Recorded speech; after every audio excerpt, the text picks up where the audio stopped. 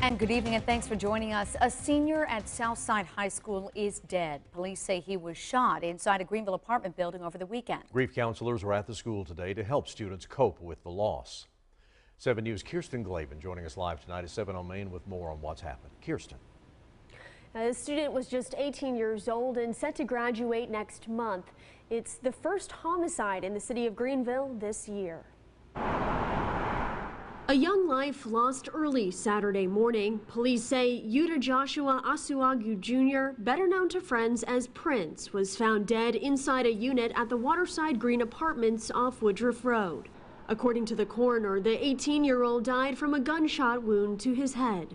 It's always like history is repeating itself. You know, every year we're going through the same thing to where we have young people lose their lives for stupid stuff over dumb reasons. And then the community, instead of speaking out, they seem to cover up. Local activist Tracy Fant, founder of Freedom Fighters Upstate SC, spoke about the student's death Monday after learning the Southside High School student was set to graduate in June.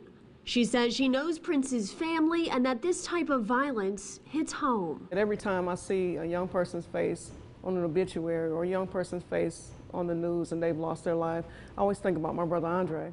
Andre, her brother, was 16 years old when Fant says he was murdered in an armed robbery. So he never had the opportunity to go to the prom. You know, he never, had a first girlfriend. She's made it her mission to help those grieving. Friends of Prince told 7 News he was a happy guy who always had a smile on his face.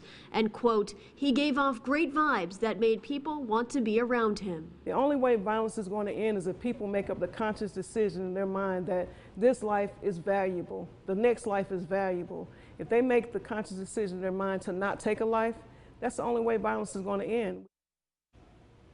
So far, no arrests in this case, and Greenville police declined to comment on this ongoing investigation. Of course, we'll continue to pass along updates as we learn more. For now, live in the studio tonight, Kirsten Glavin, 7 News.